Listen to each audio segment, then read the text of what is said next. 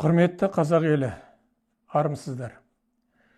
Мынау бүгінгі сіздерменен ой бөлісейін деген пікірім құрылтай туралы. Құрылтай деген қасиетті киелі ұғым туралы. Сіздер менің бұл дәрісімді тыңдаңыздар. Мен жаңағы қателік жібермеу үшін сіздерге қағаз арқылы жеткізуге тура келіп отыр. Тақырып мынадай: парламентке құрылтай тырнақшаға алынған атауын қисынсыз әкеп таңған қазақи жады суалған супер саясаткерлерге жауап. Өздеріңіз білесіздер, өткенде жаңа конституциясының жобасы талқылаған кезеңде конституциялық комиссия 130 адамнан құралған. Жатып мақтады ғой, құрылтай деген бұл керемет нәрсе. Бұл атау қазіргі кезеңге дәл келеді. Құрылтай жаңағы бұрын парламент басқаша болған, енді басқаша болады деп бұны саяси реформаға айландырған көрсоқыр жаңағы саясаттан хабары шамалы или біле тұрып жаңағы жандай шаптық жасаған азаматтарға арналады. Халық, сіздер де оқыңыздар, салыстырыңыздар. Құрылтай атауы қазақ ұлты үшін қасиетті әрі киелі ұғым. Құрылтай сөзінің түпкі мағынасы құралу, жиналу, түгелдену деген мағынада айтылып, оған алдын ала сауын айтылып шақырылатын болған халық. Бұдан біз құрылтай жалпы халық қатыса алатын бас қосу деп білеміз. Қазақта күні бүгінге дейін төртеу түгел болса төбедегі келеді, алтау ала болса ауыздағы кетеді деген керемет киелі сөз бар. Бұл сөз халықтың бірігуді мақсат тұтқан танымдық сөзі. Сонымен құрылтай сөзінің мағынасы жиналу сөзіменен төркіндес екен. Бірақ халықтың қатысуынсыз қуыршақ партиялардың жасанды тізімі бойынша жиналу емес. Бұл мүлдем қайшы. Құрылтай түркі-моңғол әлемінде ерте заманнан қалыптасқан жоғарғы деңгейдегі ақылдасу кеңесі. Аса маңызды мемлекеттік мәселелерді шешуге арналған ресми жиын. Түркі қағанаты дәуірінен бастап кейін Шыңғыс хан империясында құрылтай ұлы хан сайлау, ел басқару жүйесін бекіту, әскери жорық бағыттарын айқындау, заң жосық қабылдау сынды түбегейлі шешімдер қабылдайтын негізгі саяси алаң қызметін атқарған. Шыңғыс хан дәуірінде ұлы құрылтай мемлекеттің ең жоғарғы билік органы болған. Көрдіңіздер ме? Ұлы құрылтай Шыңғыс хан дәуірінде жаңағы саяси алаң ретінде пайдаланған. Енді осы құрылтай бәленбай ғасыр өткеннен кейін биліктегі сауатсыздар алып келіп 21 ғасырдағы жаңа дәуірге келіп отыр.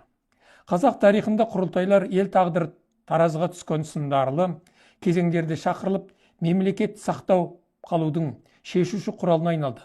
Бұл жиындар тек әскери одақ құрумен шектелмей, халықтың саяси еркін білдірген, ұлттық бірегейлікті бекіткен маңызды институт қызметін атқарды.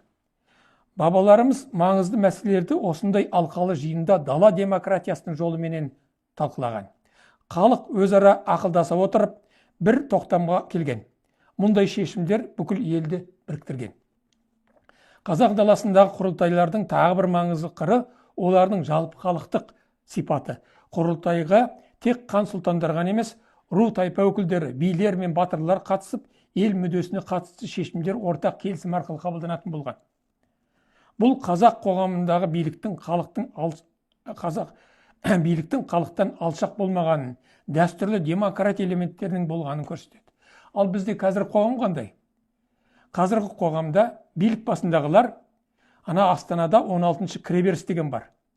Ел арызданған адамдар сол жерге барып өтініш тапсырады. Бірде-бір билік басшылары о жерге түсіп халықпен сөйлеспейді. Бас прокуратура ешкімді қабылдамайды, Асылып мырза. Басқа прокурорлар, жаңағы қатардағы прокурорлар да қабылдамайды. Жазған арыздарыңа барлығы шаблонды, заңсыз, жаңағы сауатсыз жауап береді. Міне, халықпен қазіргі әлгі слышащее государство деді ғой, ешкім ештеңе істемейді.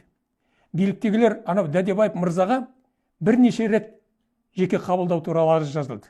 Жауап бермейді. Сонда бұлар кім? Мына айтқан сөздері қалай? Президенттің сөзі бар ғой. Заң, тәртіп, қағидаты. Ерлан Карин де айтады, бір нәрсе болса заң тәртіп қағидатын орындайды. Өздеріңіз неге орындамайсыздар заң тәртіп қағидатын? Бұл атау кезінде өз миссиясын, құрылтай атау, сол заманға сай абыроймен атқарған болады.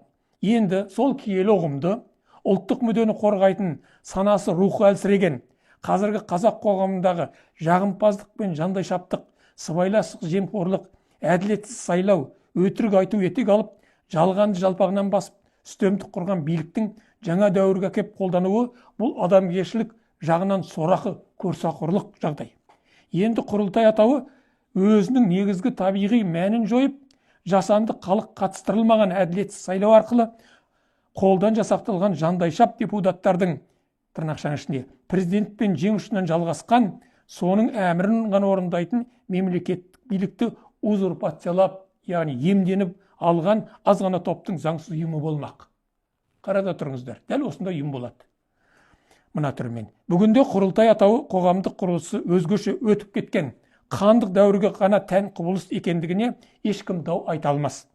Бұл атауды жаңғыртпақ болған биліктегі Ерлан Қарин, Айдос Сарым секілді супер саясаткерлер де бұл уақытта әмірлерін жүргізе алмайды. Мыңдаған жылдар бұрын қазақ халқы үшін маңызды рөл атқарған құрылтай атауы бүгінгі қоғам дамуы мүлдем өзгерген заманда негізгі мәнін өзіне тән миссиясын бұрынғыдай атқара алмайды. Бүгінгі биліктің арам ойы өткендегі құрылтайдың қазақ қоғамындағы ерекше беделін, киелі қасиетті атауын пайдаланып, қазақты кезекті рет алдарқатып, өздерінше ұлттық мүддені ескергенсіп, саяси реформа жасаған сыңай танытып, алдағы халық қатыстырылмайтын әділетсіз сайлауда мақсаттарына жету болып отыр.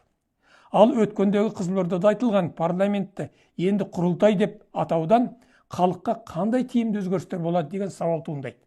Негізінен құрылтайға қатысу шектеу қойылмаған. Ал бұл құрылтай тек партиялық тізіммен тағайындалатын, ақшалатын депутаттардан ғана құралатын болады. Яғни шектеу бар, бұл жерде жоғарыда атап өткен құрылтайдың қасиетті киелі атауына нұқсан келіп тұр. Ертең осы халық сайламаған партиялық тізіммен жасақталған құрылтай ұлт халық мүддесіне қайшы заңдар қабылдайтын болады. Сонда құрылтай ұғымының киесі атпай ма? Оған кім жауапты? Бұл атауды алмастырудың қоғамға қажеттілігі анықталмай тұр. Парламентті құрылтай деп атау керек деп ұсыныс жасап, бастама көтерген адам, егер осылай атасақ, барлық қазақ биліктің алдында құрдай жорғалап, қадіріміз артады деп ойлаған болу керек. Абсурд жағдай. Құрылтай атауын оның беделін пайдалану арқылы халыққа ықпал етпек болған биліктегі ылжи патриоттар халық мойындамайтын қуыршақ партияларды тықпалап, азаматтардың еркін сайлану құқықтарын шектеп, Қазақстан Республикасы Конституциясының 14 бабының 2 тармағындағы норманы бұзып, өздерінің жасанды демократияларын мәжбүрлеп енгізуге тырысуда. Міне, құрметті қазақ елі азаматтары, менің осы айтқандарым жаңа биліктегі өткендегі құрылтайды мақтағандарменен дәл келе ме? Кімдікі шындық? Мен ақиқаттан аттамадым. Мен халық мүддесі үшін осы шындықты айтуға мәжбүр болып отырмын. Аман болыңыздар.